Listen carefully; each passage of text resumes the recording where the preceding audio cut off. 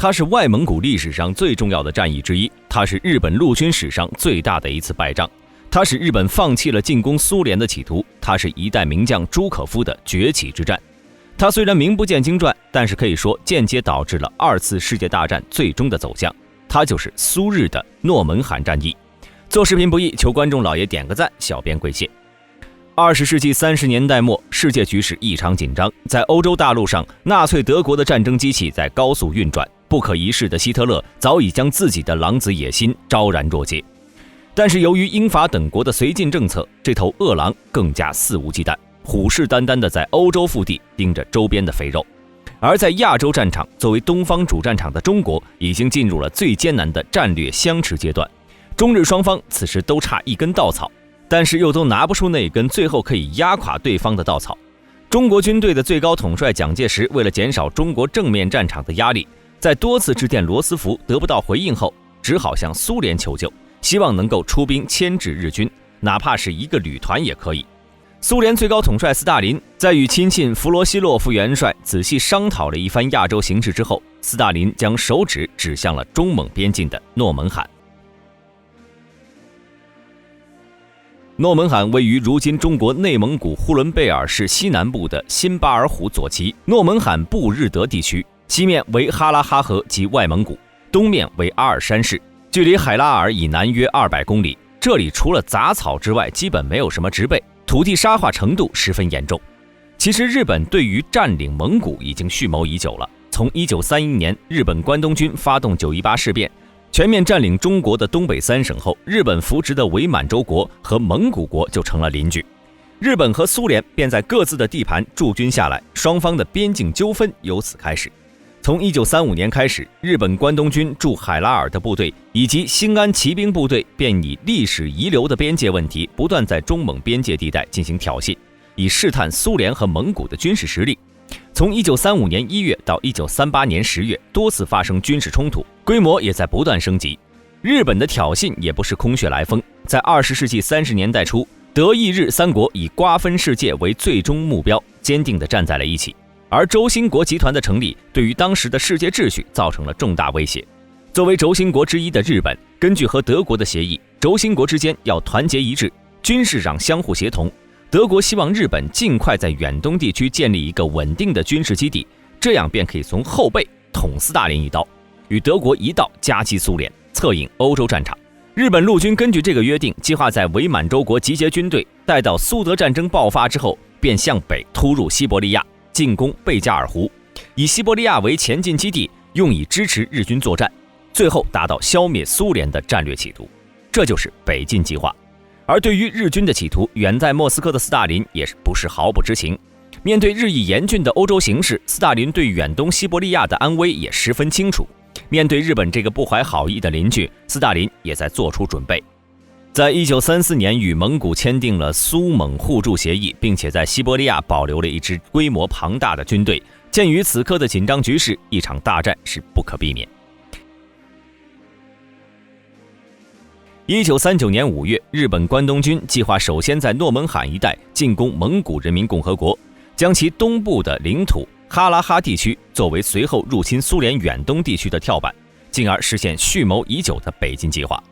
5月11号，盟军的一支警备队在哈拉哈河以东地区放牧时，遭遇伪满洲国驻军哨所的士兵开枪阻拦，并且上马驱赶。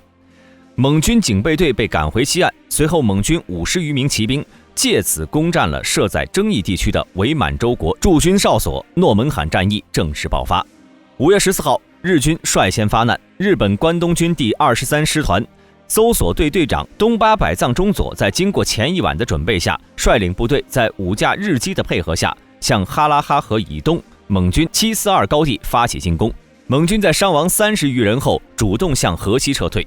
5月17号，东八百藏率领部队返回。日蒙冲突发生之后，斯大林立刻行动起来。苏军依据苏蒙互助协定介入冲突，命令第11坦克旅以及驻守在乌兰乌德的摩托化步兵第36师一部在哈拉哈河地区集结，并且将第57特别军指挥部从乌兰巴托迁到了距离哈拉哈河125公里的塔木查格布拉格。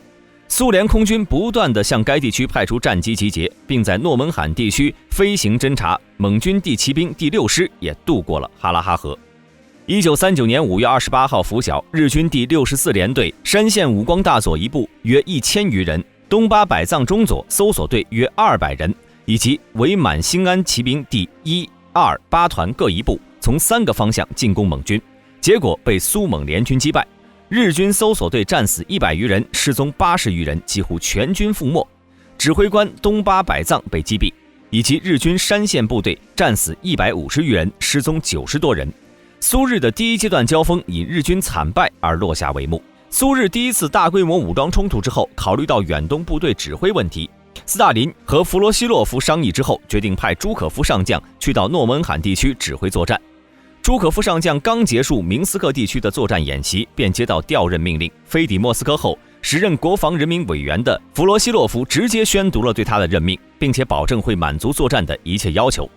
6月18号，朱可夫被苏军统帅部任命为第57特别军军长。朱可夫上任之后，面对苏蒙满长达3000公里的边境线，不敢轻易调动边境线上的军队，而自己眼下的兵力根本无法完成大规模消灭日军的要求，便请求最高统帅部增派兵力，